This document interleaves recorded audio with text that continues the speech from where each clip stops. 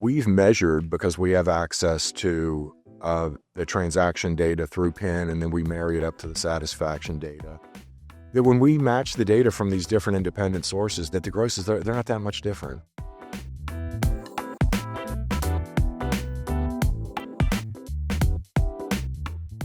Hello and welcome to the Walk Around podcast, powered by JM&A Group. I am one of your hosts, Mark Spoto, joined by my co-host, Jonathan Jordan. We are with Chris Sutton of JD Power. Welcome, Chris. Good to see you. Thanks, Mark. We understand you've got a new area of responsibility at JD Power. Your title, for those that don't know, Senior Vice President, Auto Benchmarking and Customer Success. Now, you've got this title. Have you figured it out? What does it mean? Historically, my background has all been on the retail side of the business, whether it's our retail benchmarking, which measures the customer experience with either purchasing the vehicle, servicing the car. All of my background has been in that area, including, we do a lot of advisory work for the automakers on behalf of and with the dealers. And so in the new role, it's really taken on, and we have an outstanding team who executes and leads the individual studies, is really the auto quality benchmarking part of our business, including initial quality study, vehicle dependability, appeal.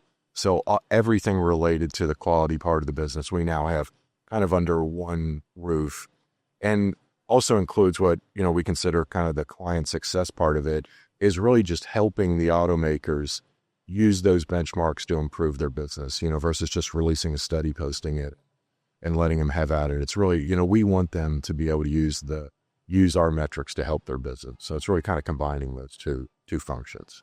What is it that you're looking forward to the most about 2025? Yeah, that's interesting. I think, as JD Power has really consolidated and added a lot of different businesses under the tent, last year, I think, was really the first year we really started to integrate a lot of those businesses. And when you think about all of the different data that we have access to on the automotive side, I felt like last year was really the year that we really started combining and leveraging all those data assets. This is something we talked about for years, of being able to combine these and really help clients in the industry make sense of this data. And last year was really kind of the first time we were really able to get it in a place where we could analyze it and really do something meaningful. And we had some instances where we're starting to work with clients. They're incorporating some of their data in. And so I think this year is really kind of really starting to realize the promise. We did really well, I think, on the last 6 months of last year. And this year is really kind of to unleash that a bit. If you're talking to dealers, what are some things that you are advising them to pay most attention to? The industry's in pretty good shape, right? There's a pretty good fourth quarter. There's a positive outlook, right? The interest rates are maybe not dropping at the rate and speed that we thought they were, but the inventory is starting to rise a little bit. So I think it's really kind of being mindful about both inventory. Of course, we're always going to be emphasizing customer experience. I do think for me, it feels like there is a little bit of maybe de-emphasis on digital, as it's kind of flatlined a little bit. And I think for us, it's like, look, that's, for a lot of customers, a good portion of them, that's still how they want to transact business. Doesn't mean they need to buy the car online and do everything online, but, a third of them want to do something. And I think for us, at least the message for our group is around kind of continuing to emphasize for those customers who want to work that way, we got to be able to provide them a venue because they do have direct-to-consumer options where they can do that if they want to right now. It's not a one-size-fits-all like it used to be. So yeah. When you mentioned a de-emphasis on digital, and for me, like, that scares me a little bit. Right? Yeah, me too. And so I'm curious your perspective as to why. Like, why do you think that we're kind of hearing from some dealers that maybe they're not as focused on it as they once were? Maybe a couple things. I think there's always that concern about, am I giving up gross if customers are, heading on a purely digital path? And, what's interesting is, we've measured, because we have access to the transaction data through PIN, and then we marry it up to the satisfaction data, that when we match the data from these different independent sources, that the grosses, they're not that much different. They're within, $40, $50, both on the front end and F&I income. It's not that much different. So, I think part of it is that, and I do think maybe it was maybe the promise that everybody thought about a couple years ago of customers wanting to go through the whole process online. Well, most customers don't. They have questions and they need the retailer support with that, which I think is a good thing. I think that's positive for the retailers. So maybe it's a combination of those things. I think maybe a mistake we made as an industry when we started talking about digital is we talked about it like it was a totally separate business. Yeah. Like customers are going to start using digital retail tools and buy the car digitally, and some customers are going to come into the store. And the reality is it's all one group of customers, and they all do a certain percentage of their transaction, digitally or virtually, and a certain percentage in the store. And so I think we've got to break that kind of mindset, and it's just retail. It's not in-person retail or digital retail. It's just retail. It's just doing business. It's just selling cars. The question is like, how do we do that? Right. Is what I'm thinking a lot about. I was kind of struck. I saw some data. It wasn't ours, but it was essentially a dealer survey of dealers, and a lot of the retailers were saying, look, it's pretty common that a customer is going to have to repeat steps when they come into the store, that a lot of what they did online isn't going to transfer over. The tools we use online are not the same. And you would think in that case, certainly like the tools should be the same, like the interface and what the customer sees online, that should translate over. That doesn't seem that much of a lift to me. So I would hope, again, those seems like some fairly easy things that the industry and retailers should be able to solve for. Because I think that's really where it does get efficient. In our data, what worries me is, and we talked about this a little bit yesterday, is the customers really aren't saving any time. It's like I hear the promise of, they're going to save all this time, but we asked them and they weren't saving a minute. And that is concerning to me, because that's where it's like, we're really not then reaching the promise of digital where customers are able to be a lot more efficient with their time. So, that's where I would hope where, because a lot of the reasons aren't related to digital. It's customers waiting to F&I or waiting to get their vehicle delivered. But, that needs to be solved for, I think. Is time one of the top issues that you see in your data when you look at customer experience? Is that what they are, most frustrated with? Is time the biggest factor? It is, yeah, because it's they give positive feedback on the people, right? They typically like their sales consultant, and on the service side, they typically have a good relationship with the service advisor. So anything people related to is usually pretty positive.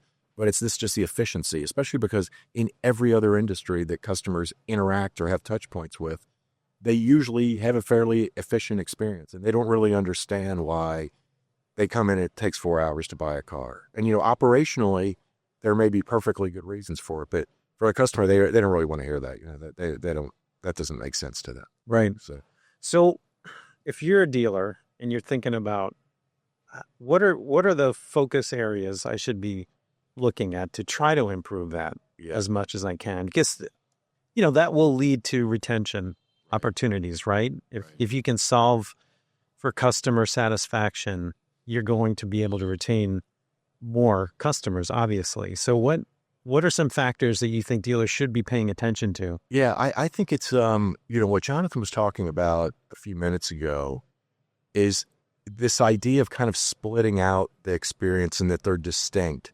It's like, I wouldn't think about it that way, right? It's like, I would really think about, how do I ensure a seamless experience from online to the showroom, not only for the customer, it's also for my team too, right? Because I think that's the way I would look at it is, how not only is the technology, but the technology is only part of it. It's like the people and processes that have to reinforce and encourage that. It's like, I think that's where my energy would be. What other factors are going on at JD Power? What's got you excited? What should dealers maybe be looking at more of in 2025 that maybe they haven't in past years? Because the market now, we're normalizing, we're seeing, obviously a change from the glory years right after COVID. I think for us, I think of two areas. When I talked about us incorporating, bringing all this data together, making sense of it, there's two areas I think from the retail standpoint. And one is around, and we've had this for a while, we just couldn't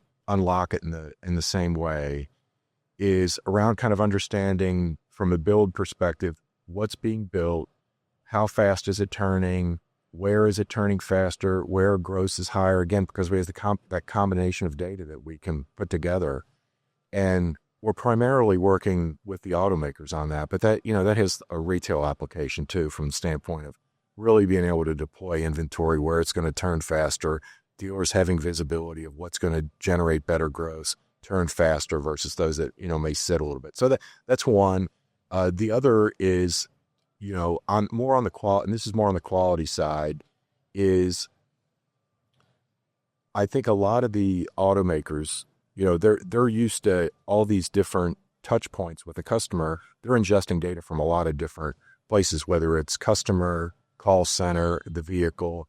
And again, I think we're having good success in ingesting that data, helping make sense of it, categorizing it, because, we have all this history with the industry. And so we're able to kind of categorize, let's say on the retail side, from sales consultants and negotiation to delivery, and then really kind of binning out that data in a way that, you can have tasks and take action on it versus, okay, now I'm going to look at all of everything that came in through a call center. I'm going to look at everything that came in through a survey versus all these different touch points you bring in. And it's more by the category and less by the entry point, which that part doesn't matter that much. There's so much noise Yeah.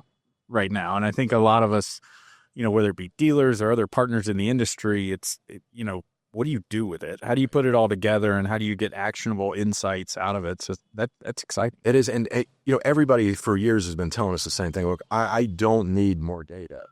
I have enough. I just need to make sense out of it. I need to make decisions faster on it versus, it kind of languishing.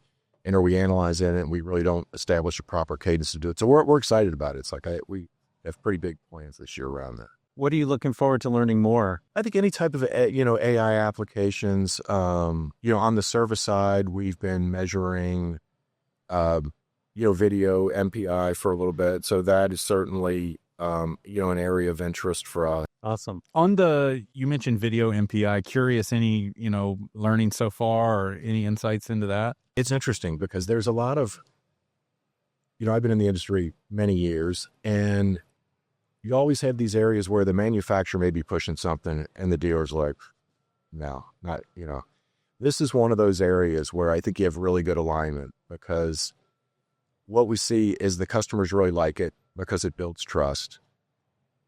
The retailers like it because it helps them sell more service. And from the manufacturer, it helps service retention, helps part sales for them. So it's really strong alignment. And we're seeing when brands are really putting an emphasis on it, they're able to really increase the penetration on it really, really quickly. Whereas, a lot of these trends in the industry, they move a percentage point at a year at a time. And this is one we're seeing doubling and tripling in the space of 3 years. So, it's fairly rare. But I think it's for that reason, is like everybody's interests are aligned. Yeah, I agree. And we're seeing a lot of the same things. And I think it's like every other part of the business. It just requires process adherence. It requires accountability in the store. And, when we see that, it's like, I think of it almost like the F&I menu was, 20, 30 years ago. Right. And, now that's become very commonplace. It'd be rare to walk in a dealership that doesn't have a menu process. Right. And to see that in the fixed operations side and to see it in a virtual digital way is exciting. Interesting that you mentioned that around the F&I menus, because, we've had a JD Power Dealer of Excellence program in place for a long time. And that is one of the requirements, is a dealer has to be able to present F&I in a, fairly standardized menu fashion. And it is one that we've probably had the program 7 or 8 years now. And at this point, it's one that is, you probably get 100% compliance on. Right. Every dealer does it. So it's interesting that it becomes a recommendation. At some point, it just becomes a habit, and which is great to see. Right. Well, I think we have a generation of F&I managers that wouldn't know what to do without an F&I menu. So I know if I walked in an F&I office without a menu, I don't know where to start. Yeah, and I think for a customer too, it kind of orients them. It gives them a point of reference too. So sure, makes sense. Chris, I want to go back to your role and what you're looking at in terms of customer success. When you look at the overall sense of the car buying process, is customer sentiment improving, or do you feel like we still have a ways to go overall to make it better? That's a great question. I think it's improving.